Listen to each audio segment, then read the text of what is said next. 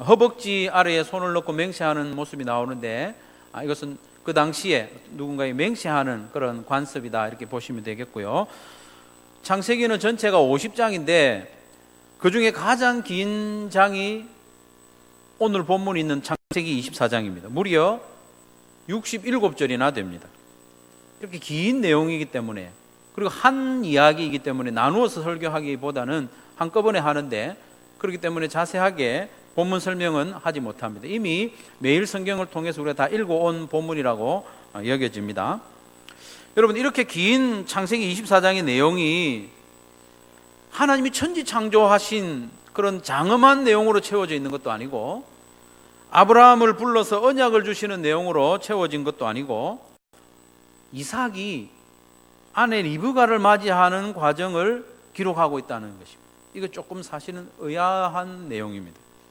단순히 한 남자가 한 여자와 만나서 가정을 이루는 일반적인 이야기가 아니라는 것입니다. 이삭은 하나님께서 아브라함에게 약속하신 언약의 씨입니다.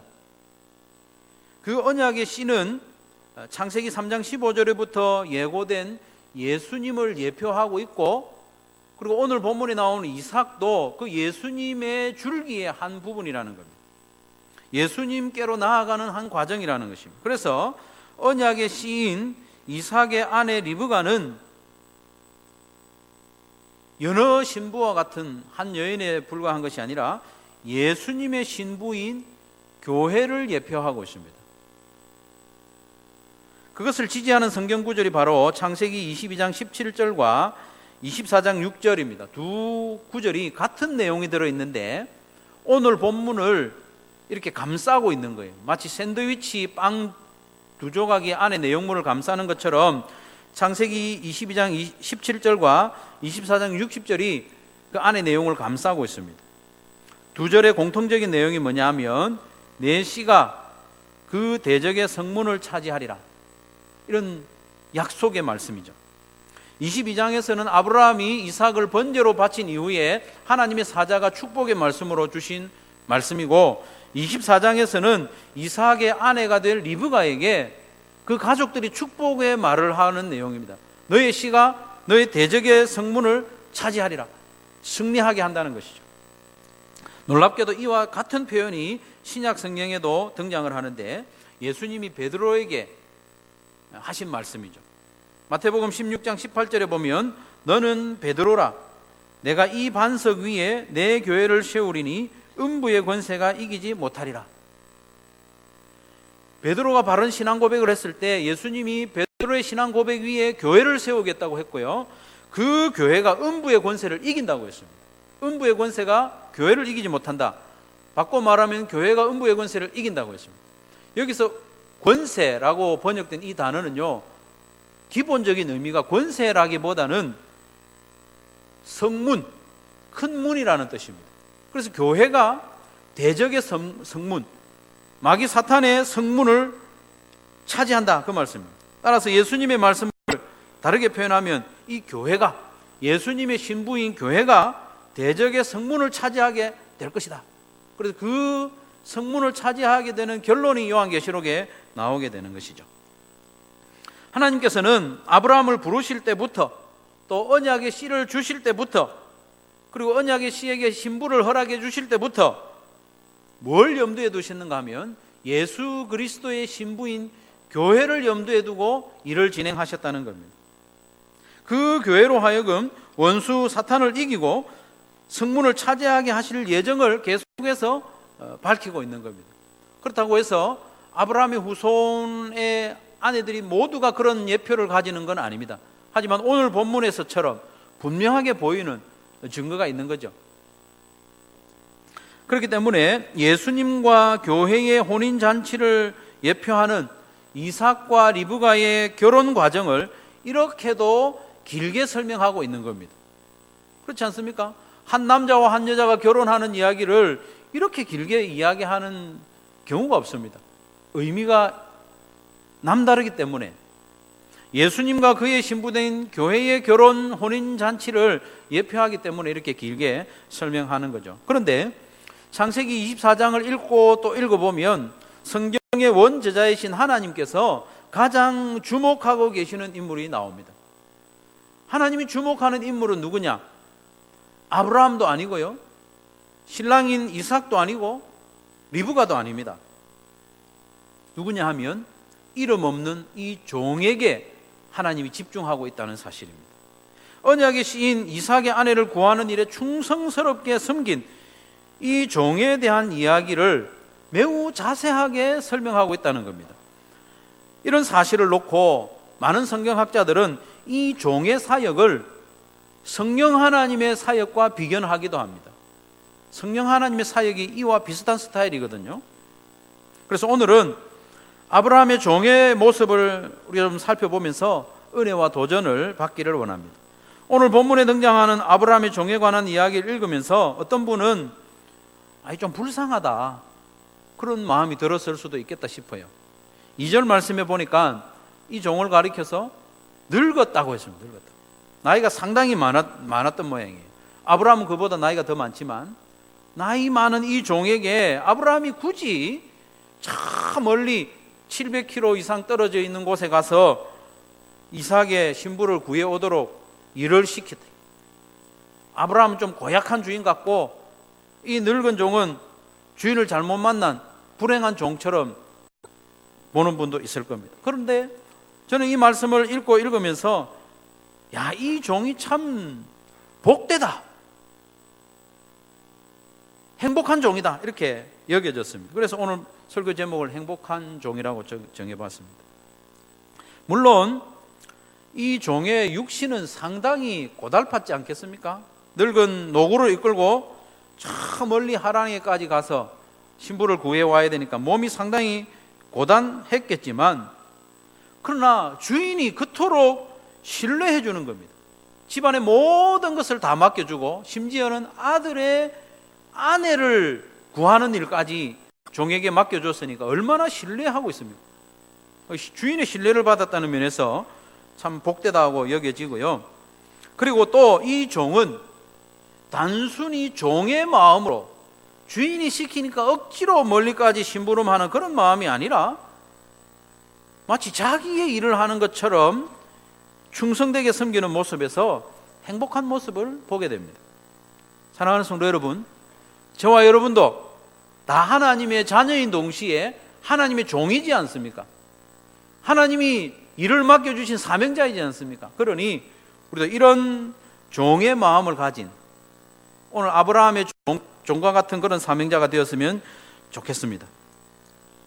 아브라함의 종은 주인의 마음을 품었기 때문에 행복한 종이었습니다. 한번 따라하겠습니다. 주인의 마음을 품읍시다. 우리의 주인은 하나님이시니까 하나님 아버지의 마음을 품으면 행복한 종이 될 수 있습니다. 예나 지금이나 종은 사실은 피곤하죠. 똑같은 일을 해도 누가 시켜서 하면 하기 싫죠. 똑같은 일이라도 누가 시켜서 하면 더 힘듭니다. 피곤합니다. 종은 자유가 없습니다. 그러나 아브라함의 종은 달랐습니다. 그리고 아브라함도 이 종을 대할 때에 일반적인 종으로 취급하지 않았습니다. 아브라함은 이를 아들과 같이 여겼습니다. 그래서 창세기 15장 2절에 보면 아브라함은 이 종을 자기의 상속자로 인정해달라고 하나님께 부탁하지 않습니까? 무엇보다 이 종은 주인 아브라함의 마음을 그대로 마음에 품었기 때문에 종이었지만 행복한 종이었습니다. 저는 여러분과 제가 다 행복했으면 좋겠어요. 행복했으면 좋겠어요. 주인의 마음을 품은 종은 더 이상 종이 아닙니다. 동력자이고 청지기가 되는 거죠.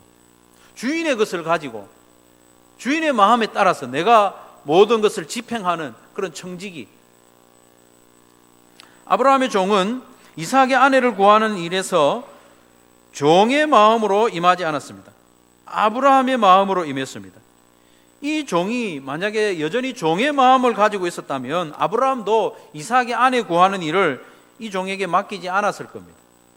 그리고 종의 마음을 가졌다면 오늘 본문 67절까지 말씀에서 나오는 대로 이렇게 열심히 하지 않았을 거예요. 이렇게 열심히 할 이유가 없습니다. 8절 말씀에 보면 여자가 따라오지 않으려 하면 이 맹세가 무효다, 무효. 이 맹세가 무효라고 했습니다. 종에게는 책임이 없다는 것입니다. 이삭의 아내를 성공적으로 구하거나 또 실패하거나 이 종에게는 책임이 없는 거예요. 아무 상관이 없습니다. 그러나 이 종은 아브라함의 마음을 그대로 품고 있었기 때문에 시작부터 열심히 했습니다. 그리고 기도하면서 이 일에 임했습니다. 그리고 세밀하게 따졌습니다. 일이 조금씩 진인척됨에 따라서 하나님께 감사하고 경배했습니다. 여러분, 종이의 마음을 그대로 가지고 있다면 감사할 일이 뭐가 있겠습니까? 이 일이 잘 된다고 해서 종에게 유익되는 것도 없고 좋은 것도 없습니다. 그러니 감사할 이유도 없죠. 그러나 이 종이 아브라함의 마음을 가지고 있으니까 일이 진척되면서 하나님 감사합니다, 하나님께 영광 돌리는 그런 모습을 본문 곳곳에서 볼 수 있습니다. 종은 하나님의 인도하심을 따라서 하란에 잘 도착했다고 10절 말씀에 기록하고 있고요, 하나님이 예비하신 리브가를 순적하게 만납니다. 15절에 보면 그렇습니다. 그리고 리브가의 오빠가 이 종을 자기 집으로 잘 인도하고 음식도 차려주고 극진하게 영접하는 모습을 쭉 보여줍니다. 그래서 리브가의 오빠가 라반인데, 라반이 이 종을 집으로 영접해서 그 앞에 음식을 잘 차려줬습니다. 그 전에 물론 발 씻을 물도 주고 또 피로도 풀고 음식을 차려준 거예요. 그렇다면 일반적인 종이라면 어떻게 하겠습니까? 음식이 탁 차려져 있어요. 지금까지 700km 넘게 먼 길을 여행해 왔고 발도 씻었고 노곤한 상태에 시장하니까 음식이 차려져 있으니까 다른 거 생각도 없이 그냥 음식을 그냥 먹었지 않겠습니까? 그런데 이 종은 그렇게 하지 않았습니다. 음식이 차려진 상태에서 뭐라고 말하는가 하면 33절에 그 앞에 음식을 베푸니 그 사람, 종이죠, 그 종이 이르되 내가 내 일을 진술하기 전에는 먹지 아니하겠나이다. 지금 대단히 피곤하고 배가 고픈 상황에 음식이 차려져 있습니다. 그러나 이 종은 음식을 먹지 않습니다. 음식 먹기 전에 내가 왜 이곳에 왔는지 말해야 됩니다. 주인을 생각한 거예요. 주인. 너무 멋지지 않습니까, 여러분? 저는 이 구절을 반복해서 읽으면서 이 종에게 반했습니다, 여러분. 이 음식이 차려져 있는데 먹지 않고 사명을 떠올리고 주인을 떠올렸다는 것입니다. 그래서 결국 이 리브가를 이제 결혼 허락을 받았어요. 결혼 허락을 받고 그 이후에 이제 음식을 먹었겠죠. 먹고 하룻밤 잤습니다. 자고 난 다음 날 뭐라고 하는가? 54절에 보면 이에 그들 곧 종과 동행자들이 먹고 마시고 유숙하고 아침에 일어나서 그가 이르되 나를 보내어 내 주인에게로 돌아가게 하소서. 결혼 승낙을 받은 이후에 그 다음 날 아침에 떠나겠다는 겁니다. 참 놀랍죠. 라반과 그의 가족들은 아브라함과 헤어진 지 무려 65년이나 지나서 아브라함의 종을 처음으로 본 거예요. 이 상황을 조금 우리가 좀 정리할 필요가 있습니다, 여러분. 이 종이 어느 날 나타난 거예요. 아브라함의 종이라고 하면서 65년 만에 아브라함의 가족에 대한 소식을 들고 나타난 거예요. 그 사람에게 사랑하는 딸을 아내로 주겠다는 거예요. 아브라함의 아들에게. 그것만 해도 놀라운 일인데 허락을 했더니 이제는 하룻밤 자고 그 다음날 아침에 리브가를 데리고 떠나겠다는 거예요. 65년 만에 나타난 아브라함의 종이 그렇게 하는 거예요. 여러분, 이 당시에는 멀리 시집을 가면 평생을 얼굴을 못 볼 수도 있습니다. 요즘도 멀리 있는 가족들, 교통이 이렇게 발달한 상황이라도 저도 인천에 있는 누님을 1년에 한 번도 잘 못 봐요. 오늘 이 미국에서 온 딸이 있지만 미국에만 가도요, 요즘 비행기를 타면 언제든지 올 수 있지만 자주 보지 못하는 거죠. 리브가가 지금 떠나면 언제 볼 수 있을지 모릅니다. 실제로 리브가가 이 집을 떠나서 죽을 때까지 한 번도 못 본 거예요.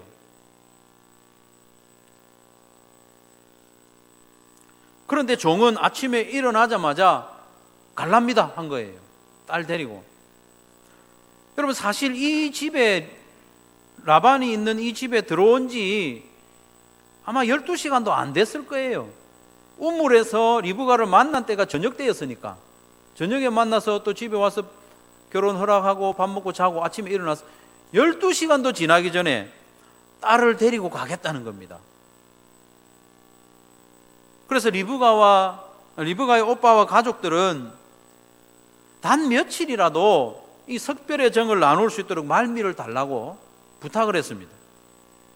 그런데 종은 단호하게 말하죠. 56절에 보면 그 종이 그들에게 이르되 나를 만류하지 마소서. 여호와께서 내게 형통한 길을 주셨으니 나를 보내어 내 주인에게로 돌아가게 하소서. 여러분, 단순히 심부름 온 종의 입장이라면 이렇게 할 이유가 없습니다. 그렇지 않습니까? 하루라도 더 이렇게 라반의 집에 머물면 대접이 얼마나 융숭하겠습니까? 어제 먼 길을 여행을 와서 또 이 집에 들어왔기 때문에 아직 여독이 풀리지 않았습니다. 한 며칠 더 쉬어야 됩니다. 갈 길도 먼데. 하지만 이 종은 주인 아브라함을 생각하니까 이 집에 한시라도 더 머물고 싶지 않은 거예요. 내가 빨리 주인 아브라함에게 돌아가서 이 좋은 소식을 전해야 되겠다는 거예요. 그래서 그 다음날 아침에 당장 돌아가겠다고 하는 겁니다. 리브가의 가족들의 입장에서는 매우 섭섭했겠죠. 이제 평생을 보지 못할 딸, 그 여동생, 며칠이라도 석별의 정을 나누고 싶은데 이 종이 주인 아브라함을 생각해서 가겠다는 겁니다. 감동스럽지 않습니까, 여러분? 사랑하는 성도 여러분, 저와 여러분도 이 아브라함의 종이 가졌던 마음을 품었으면 좋겠습니다. 우리의 주인이신 하나님 아버지의 마음을 다 품으면 모든 사역과 섬김이 아버지 하나님을 생각하면서 하지 않겠습니까? 하나님 아버지의 소원이 뭡니까? 디모데전서 2장 4절에 하나님은 모든 사람이 구원을 받으며 진리를 아는 데 이르기를 원하시느니라. 하나님 아버지의 소원을 우리가 마음에 품으면 그 일을 위해서 우리가 헌신하지 않겠습니까? 헌신하면서도 우리의 마음에 기쁨이 넘치지 않겠습니까? 행복할 겁니다. 그러나 종의 마음을 가지고서는 모든 것이 귀찮습니다. 종의 마음을 가지면 하기 싫습니다. 빨리 마치고 싶고 일이 잘 되나 말 안 되나 대충 하고 싶을 거예요. 그러나 우리의 주인이신 하나님 아버지의 마음으로 하는 일이면 무엇이든지 적극적이고 세밀하게 살피고 그 일로 인해서 하나님께 영광을 돌리는 그런 삶을 살 수 있지 않겠습니까? 종은 행복하지 못합니다, 여러분. 주인의 마음을 품어야 행복할 수 있습니다. 그래서 우리 예수님도 요한복음 15장 15절에 보면 이제 너희들은 내 종이라고 안 할 거다. 너희들은 내 친구다. 종은 주인의 마음을 다 알 수도 없다. 그러니까 너희들 이제부터 내 종이라 하지 말고 내 친구라 해라. 내 동력자라 해라. 예수님이 우리를 그렇게 불러주셨으니 그 마음을 품자는 것이죠. 그렇게 할 때에 우리의 삶과 우리의 사역이 보람이 있을 겁니다. 그런데 혹시 요즘 여러분의 신앙생활이나 어떤 섬김에 어느 때부터 기쁨이 사라지고 무덤덤하고 또 활력이 없어지지는 않았는지 한번 생각해 보십시오. 그렇다면 지고 있는 짐이 무거워서 그런 게 아니에요. 우리 하나님은 우리에게 일을 맡기실 때 감당하지 못할 일은 맡기시지 않거든요. 짐이 무거워서 힘든 게 아니라 우리 마음에 좀 문제가 있는 거예요. 우리 마음이 종의 마음, 시키니까 억지로 하는 그런 마음은 작은 짐을 져도 무거워요. 그러나 주인의 마음을 품은 종은요, 주인의 마음을 가지고 일을 하기 때문에 힘들지 않습니다. 어떤 식당이나 어떤 가게에 갔을 때요, 힘들어하는 사람은 대체로 종업원입니다. 주인은요, 일을 그보다 더 해도 힘들어하지 않습니다. 주인의 마음을 가져야 됩니다.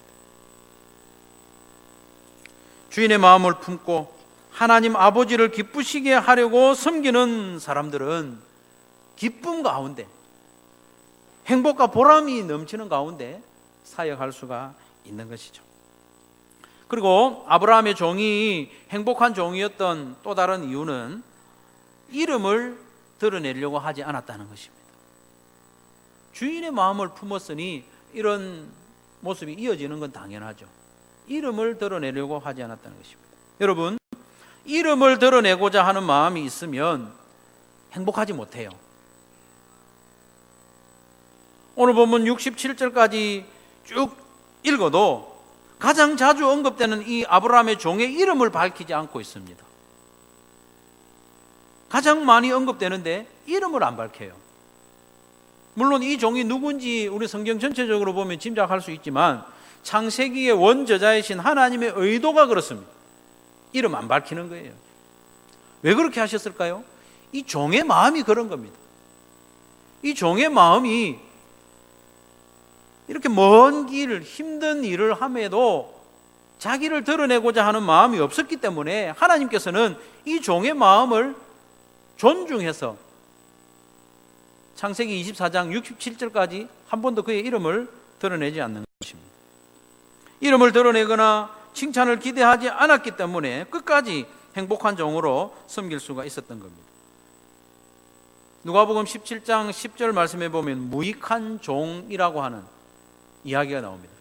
그 종은 실제로 아무 쓸데없는 밥만 축내는 그런 종이 아니라 자기가 할 일을 다 한 이후에 아무런 칭찬이나 대우를 바라지 않았던 종을 가리킵니다. 저는 무익한 종입니다. 내가 당연히 해야 될 일을 했고 또 주인을 위해서 섬길 수 있었던 그 자체가 저에게는 감사한 일이고 만족합니다 했던 종이 무익한 종입니다. 아브라함의 종은 그리스도의 신부를 준비하는, 그리스도의 신부인 교회를 준비하는 성령님을 닮았다고 했는데요, 우리 성령 하나님도 자신을 드러내지 않는 스타일입니다. 박영동 교수님의 책에 보면 성령 하나님을 가리켜서 얼굴 없는 인격이다 이렇게 말씀합니다. 참 기가 막힌 비유라고 생각을 합니다. 성령 하나님이 여러 가지 사역을 하고 하셨지만 자기의 이름을 드러내기 위한 것이 아니고 예수님의 이름을 높이기 위해서, 하나님의 영광을 드러내기 위해서 사역하신 분이 성령 하나님이시라는 거예요. 그래서 이름을 드러내지 않는 이 아브라함의 종이 성령 하나님의 모습을 많이 닮았다는 것입니다. 얼마나 귀하고 멋집니까? 사랑하는 성도 여러분, 여러분의 이름이 드러나지 않아도 섭섭해하지 않는 연습을 하시기 바랍니다. 애초에 이름을 드러내려는 그런 마음을 다스려야 됩니다. 그래야 행복한 사역을 할 수 있습니다. 내 이름이 드러나야지 하는 마음을 가지고 있다면 시작부터 행복하지 못합니다. 그 사명에 집중하지 못하고 본질에 집중하지 못하고 나중에 드러날 자기 이름을 생각한다면 행복한 사역이 될 수가 없습니다. 이름 없는 종이 되시길 바랍니다. 근데 이게 어려워요. 저도 어렵고 여러분도 어렵죠. 늘 그런 건 아닌데 가끔 섭섭한 마음이 올라오지 않습니까? 내가 이렇게 수고했는데, 이거 내가 했는데 아무도 안 알아주네. 섭섭한 마음이 자꾸 생기는 거예요. 연습해야 됩니다. 섭섭해하지 않는 연습. 사람들은 알아주지 아니하여도 우리 주님이 아시고 기억해 주시면 되지 않습니까? 제가 아는 목사님이 나 같은 죄인 살린 그 찬양을 부르는데 가사를 바꿔서 부르는 거예요. 가사를 어떻게 바꿨는가 하면 아시지요, 아시지요, 아시지요, 아시지요, 아멘. 아시지요 아시지요 아멘. 너무나도 단순한 가사인데 주님이 아시면 됐다. 그렇지 않습니까 여러분? 다 몰라줘도 예수님께서 나중에 내가 안다. 네 수고한 건 내가 안다. 네가 오해받는데도 잘 참고 한 건 내가 안다. 그렇게 하면 되지 않습니까? 이 땅에서 우리가 다 오해 다 풀고 다 칭찬받고 그렇게 하면 하나님으로부터 칭찬을 어떻게 받겠습니까? 주님이 아시면 된다. 그런 마음으로 충성하는 성도들이 되시기를 바랍니다. 세 번째로 아브라함의 종이 행복한 종으로 계속 섬길 수 있었던 비결은 기도에 있습니다. 기도하는 종은 행복합니다. 기도 안 하는 종은 행복하지 못해요. 왜냐하면 기도를 통하여 하나님과 소통하는 사람만 마음이 안 변하기 때문일 것입니다. 기도 안 하는 사람은요, 마음이 변합니다. 기도 안 하는 사람은 그 마음이 어떻게 변하는가 하면 자꾸 자랑하고 싶고 사탄이 자꾸 그 마음을 뒤흔들어 놓습니다. 오늘 본문을 찬찬히 읽어보시면 아브라함의 종은 사명을 감당하는 내내 기도하고 있음을 발견하게 됩니다. 12절에 보면 이 종이 나홀의 성에 도착했을 때 첫 모습을 어떻게 소개하고 있는가 하면 나홀의 성에 도착했을 때 이 아브라함의 종이 어떤 모습을 탁 보여주는가. 첫 모습이 12절에 보면 그가 종이죠. 그가 이르되 우리 주인 아브라함의 하나님 여호와여 원하건대 오늘 나에게 순조롭게 만나게 하사 내 주인 아브라함에게 은혜를 베푸시옵소서. 뭐하고 있습니까? 기도하고 있습니다. 이 종의 첫 모습, 대표적인 모습, 일상적인 모습이 뭡니까? 기도하는 거예요. 기도하는 종이 행복한 겁니다. 15절에도 보면 재미있는 표현이 나오는데요. 15절에 말을 마치기도 전에 리브가가 물동이를 어깨에 메고 나오니, 이 말을 한다는 것은 기도하는 걸 말하거든요. 이 아브라함의 종이 나홀의 성에 탁 도착해서 하자마자 기도하는 거예요. 하나님 순적하게 만나게 해주시고 그 여인을 만났을 때 내가 이런 말을 하면 그 여인은 이런 반응을 보이게 해주십시오. 그러면 제가 알아차리겠습니다. 계속 그렇게 기도하는 거예요. 그런데 종이 하나님께 기도하는 장면을 설명하면서 기도했다고 표현 안 하는 거예요. 기도했다고 하지 않고 말했다고 합니다.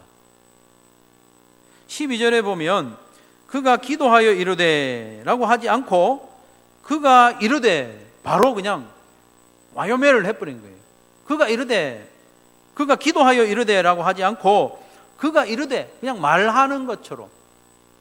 그리고 15절에도 보면 기도를 마치기도 전에 리브가가 물동이를 어깨에 메고 나왔다 이렇게 하지 않고 말을 마치기도 전에, 이 말은 따바를,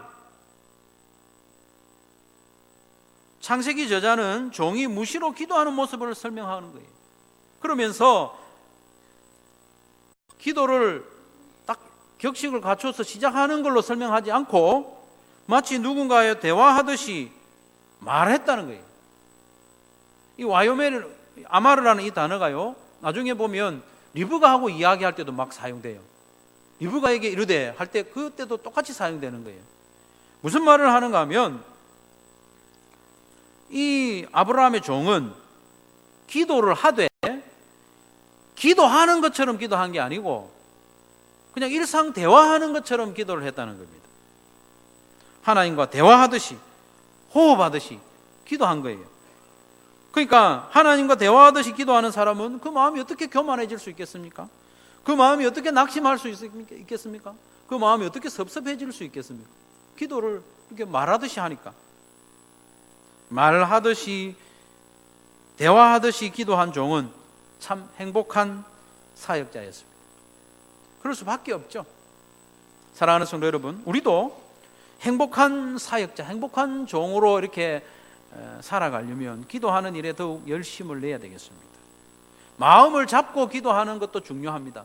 새벽 기도 시간에 일주일에 몇 번 기도하겠다, 수요 기도에 한 달에 몇 번 참석하겠다, 그리고 나는 하루 중에 어떤 시간에 정해서 얼마나 기도하겠다, 그렇게 정한 시간에 기도하는 것도 매우 중요하고 꼭 필요합니다.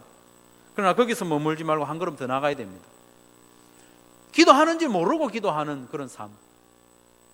우리 믿음의 어른들은요, 무시로 기도했습니다. 무시로. 어디 앉으면 기도를 해요. 딱히 신방 온 것도 아닌데 어딘가 들르면 앉아서 기도하는 거예요. 물 마실 때도 기도하고 음식하면서도 막 기도하고, 그런 기도, 말하듯이 하는 기도, 호흡하듯이 하는 기도를 연습하는 종은 행복할 수 있습니다. 기도하지 않으면 어느새 마음이 변합니다. 섬김의 기쁨도 보람도 사라지고 껍데기만 남습니다. 정한 시간에 기도하시고 또 무시로 말하듯이 기도함으로 행복한 사역자들 다 되시기를 바랍니다. 사랑하는 성도 여러분, 창세기 24장을 통해서 하나님이 우리에게 정말 자랑하고 싶어하는 이 아브라함의 종의 모습을 주목하시고 조금씩 닮아갑시다.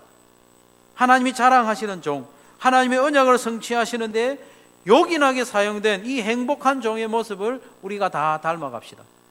하나님 아버지의 마음을 품은 종이 됩시다. 내 이름을 드러내고자 하는 마음을 제어하고 겸손한 종이 됩시다.